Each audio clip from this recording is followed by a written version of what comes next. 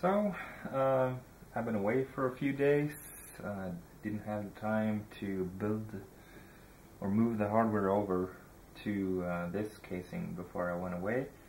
But I came back now. I moved the hardware over. Took me just about an hour. No big issues. Just wanted to share with you a little bit. One thing I didn't mention in my previous video was this little bag of treats that came with the casing. And this is a voltage regulator for any fans. It's mounted back in the rear here in one of the PCI brackets, and it draws power from a 4-pin Molex connector. Input that to the board, and this Y splitter will then will give you the possibility to control the speed of up to 3 fans. So if you're using 2 fans in the front and the rear one here, you will be able to use this to manually control the speed. It's kind of handy, nice thing to have. And it's a nice thing that they added this to the package. My first issue is the box here comes with a lot of screws, and it comes with 4 screws for floppy drives. It says FDD-screws for floppy disk drive. Unfortunately, that's the same dimension that is used, at least for my DVD burner, which is mounted at the lowest 5¼ inch bay. So I had to use all those 4 screws for this one. And that means if I would like to have a second optical drive, I would be 4 screws short. So I think that it should have been 8 screws in the box. I've actually written a little email to Fractal Design just to give them some of my viewpoints, both positive and negative. Then the fans are really quiet. They're rated at about 1000 RPMs and 15 decibels, and that's really quiet. But I do hear sort of like a ticking noise from them when they're running. You don't notice it until you practically stick your ear into it, but it's still there. If you notice it, I have a cable running up here behind my video card, and that's the 8-pin connector for the CPU. The power supply is normally mounted up here in a casing above the motherboard. So this cable on my power supply isn't very long. Usually it just has to go a little trip down here into the motherboard.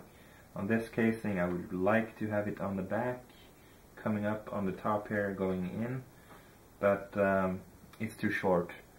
On other power supplies these cables are longer.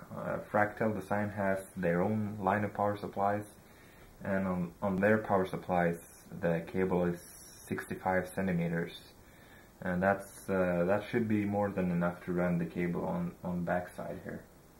One thing I would like to see is, you see the gap here between the motherboard tray and the hard drive cage. That gap, they should have extended the motherboard tray so it overlaps, because now you will, when you have the serial ATA cables coming from your motherboard down through here, through the holes, and you want to run them to the hard drives and the optical drive, you have to run it either here like I done, or behind on the back side, and you'll see the cables in this gap. And I mean, there's a reason you have these holes. You're supposed to hide the cables, and it would have been a nice touch if this motherboard tray actually went all the way to the hard drive cage. Originally I wanted to mount the power supply so the fan was on the top. and it would suck air from the inside of the casing and out. The reason is it would help in the airflow in the casing, and reason 2 is that I have a pet, so I would have to clean this filter relatively often because now it's sucking air from the underside. But there's a gap under the between the power supply and the casing. I suspect that I will be able to block off this ventilation hole and keep the power supply from sucking air from the outside. It would rather take the air from the inside of the case and push it out in the back. I tried to turn it the other way around. Unfortunately, my ATX cable is also short, so it had to be mounted this way. It does. The screw holes on the back will fit for both ways, so that's no problem. The hole for the bracket for the CPU cooler should have been a little bit bigger. It should have gone down a little bit more. I can take it out. It's just that it does touch right here in the bottom. Here's the sleeved cable for the fan, front fan. Really nice touch detail that it's sleeved. It's not a high quality sleeve, but it's better than nothing. What I would have done with this, if it was longer, I would have run it down here through a little gap here in the, what's it called, this lip, and I would then run the cable up the back side here, so it would be more hidden. Now I have to run it this way, and because of this gap, you will be able to see it.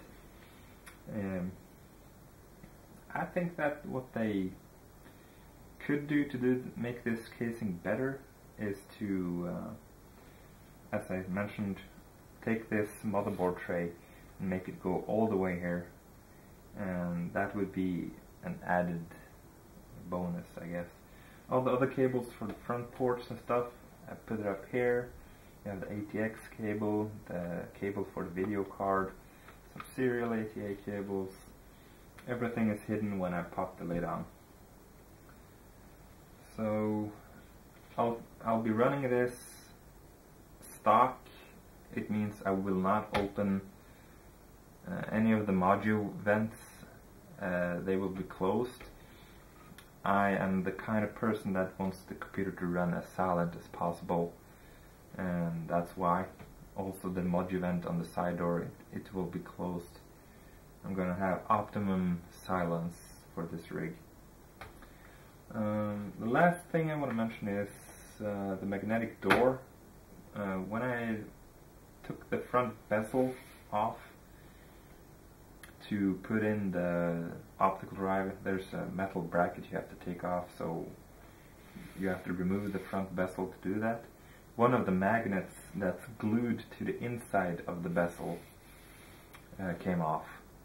There's two magnets on the door here, inside here, and there's two magnets glued on the back side of the bezel, and one of them came off. Nothing big really, I just took some super glue and glued it back in. I also did take off the other one and re-glue that as well. All in all, it's not a deal breaker. It's still a nice casing. It looks good when as you can see when I now put the hardware over. You have the back side, looks really nice, and it is a casing that's easy to have good cable management and has good cooling solutions.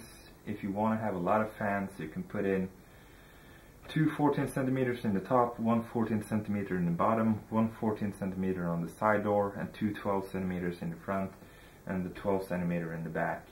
And it will also have a 12 or maybe a 14 centimeter fan in the power supply.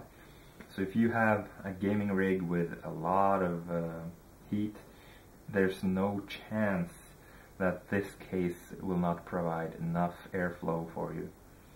if you seriously need more fans than this, I would recommend putting the computer in a chilled room instead. So let's see now. I'm gonna use it for a couple of days and see how it goes. Maybe give a little bit more input on how I like it and what I maybe don't like about it. That's it for now. Hope you enjoyed this video. I'm gonna take some more pictures and make another slideshow. Okay guys, take care. Have a nice day.